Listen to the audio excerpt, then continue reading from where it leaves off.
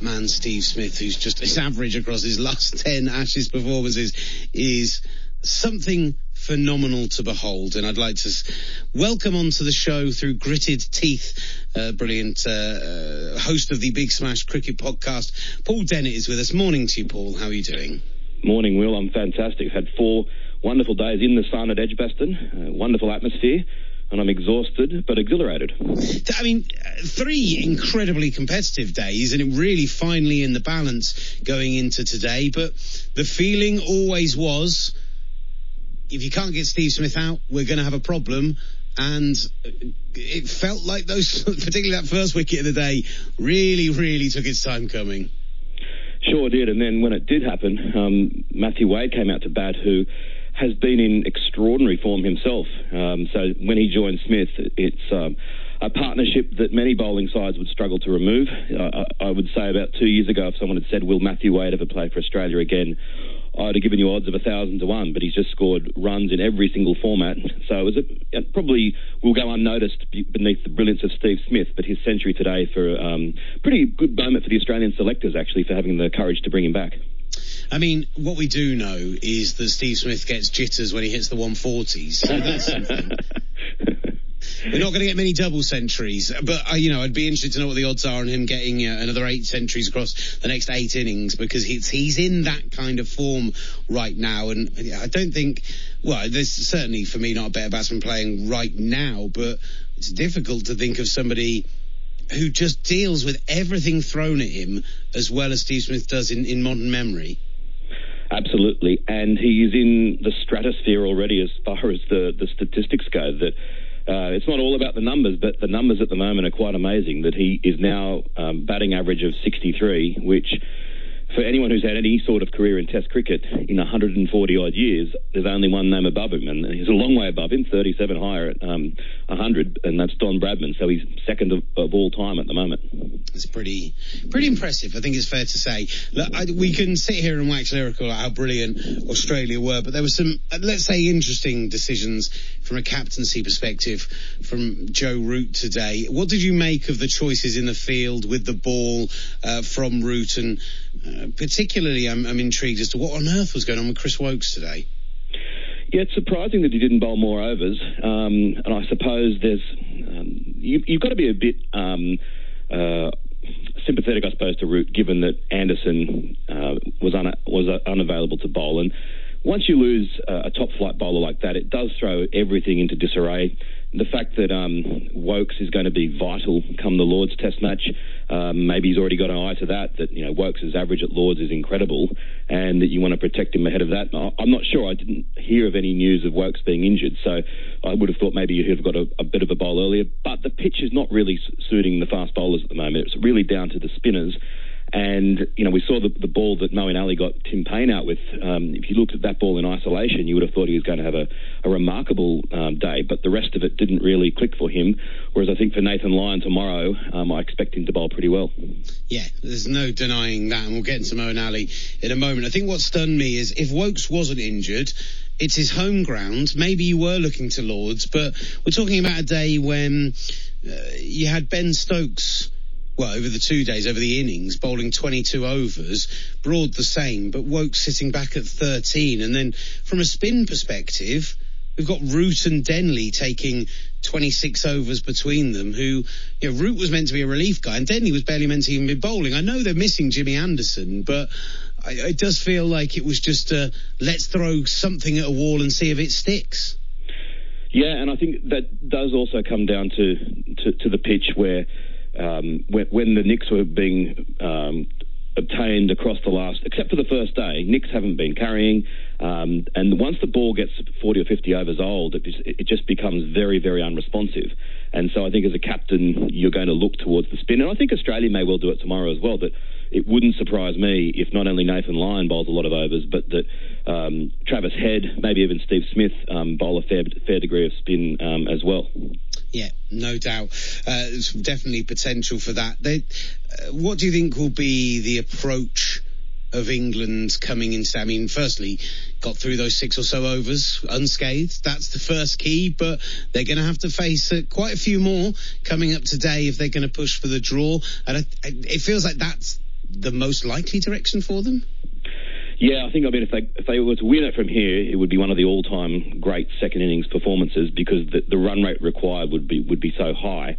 So, my instinct was that it's going to be very difficult for them and that Australia should win. But looking at CricViz, which uses a pretty sophisticated algorithm to predict things, they've still got it that the draw is the more likely outcome. So, it's always a battle of what you're supposed to do when you're playing for a draw. You say, well, play your natural game, because otherwise the bowlers get too much on top, and then someone gets out playing a cut shot and everyone says, well, you should have let that go. So it's a constant battle, and it's going to be interesting. And I think that obviously Joe Root's the key, but I think Ben Stokes is going to be a massive key as well.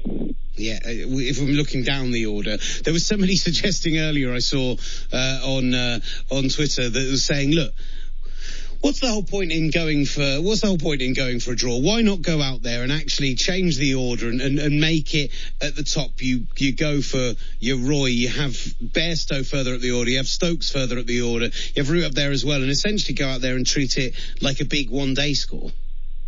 Yeah, it's something that I think all cricket fans have thought of from time to time. If you could actually hypnotise the players to make them think they're in a one-day game, maybe that might work. But the problem is, you do that, you lose 2 or 3 quick wickets, and the criticism that you'd get would be just incendiary, and I don't think any captain's going to want to put themselves through that. And of course, obviously, it's difficult. It's different in a test match than it is in a one-day game. In a one-day game, you have no choice, because you don't have the option of playing for a draw. And the test match, you've got to. And of course, 5th day, it's even though this pitch has not really got too much more difficult for playing the quick bowlers, it is going to be harder to bat tomorrow than any other day so far.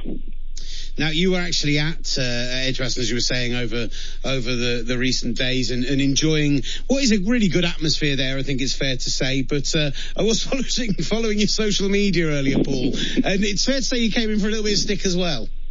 Yeah, but it was we did. It was very good natured though, and the 4 days so far, I can't think of a sporting event I've enjoyed more for a long time. I think that the England crowds at cricket are amazing, and the noise is so loud. I love how they celebrate that. They're having a million pints, but most of them seem to watch every ball, which sometimes doesn't happen in Australia, where the social side of things kicks in too much. Yeah, my mate next to me today was ostentatiously displaying the Aussie flag as much as possible, and so we were handed lots of sandpaper. A few gentle objects were tossed in our direction, but it was done with a smile the whole way. And the other thing I was impressed with is the stewarding, that people were doing things that in Australia they would have been kicked out for, but they were innocent things. And the stewards would have a smile with them and kind of just keep them in check. And I just thought it was an amazing atmosphere. And at the end, no one went home. They were all singing and singing and singing. It was glorious. It's interesting to say no one went home, but there was a little kind of swell on social media of people who did leave kind of towards the evening session, almost in protest at how poor we'd been in the field and with the ball all day. Certainly the reaction from my cricket WhatsApp group that we spend the day commenting on from our sofas rather than going to the match was come on, it's Test cricket. That's not the point.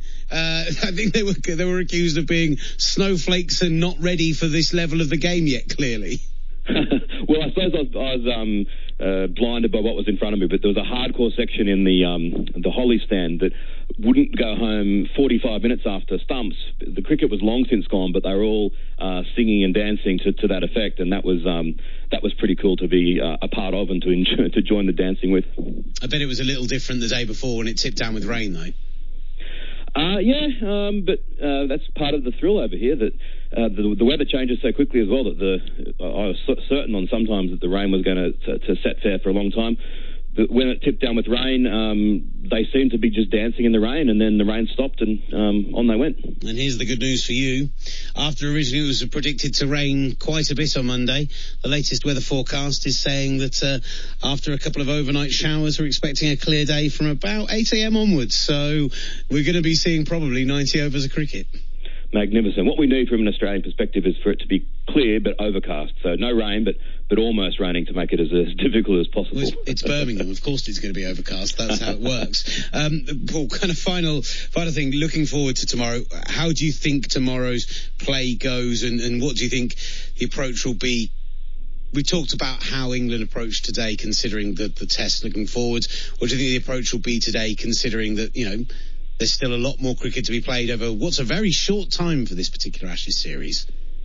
Yeah, it's an incredibly congested 5 test matches in 6 weeks.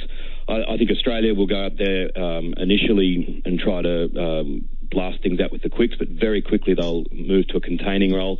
I'd say that Peter Siddle will bowl a lot of overs from one end to try to keep things tight, and then I think Nathan Lyon will wheel away for the vast majority of the day. And for England, I think that they will be very defensive. Players will play their natural game to a point. It'll be interesting to see how someone like Jason Roy will temper his natural game, or maybe he won't. My instinct is that there'll be long periods where it may well look like England will survive. But if I had to predict, I'd say that I think Australia might win. Paul, brilliant stuff as always. Enjoy. I could tell you're going again tomorrow. It'd be a bit weird to go to 4 days and not 5. Exactly. No, definitely going again tomorrow. Can't wait. Well, yeah, I said we're going to get 90 overs tomorrow. I suspect it might be a few less than that, but not because of the weather. Paul, thanks for your time. Cheers, mate. Thanks, Will. Good man, Paul Dennett, joining us here on TalkSport Extra Time. He is the host of the Big Smash Cricket Podcast. As you're hearing, he's been at Edgbaston for the last 4 days and thoroughly enjoying himself. And it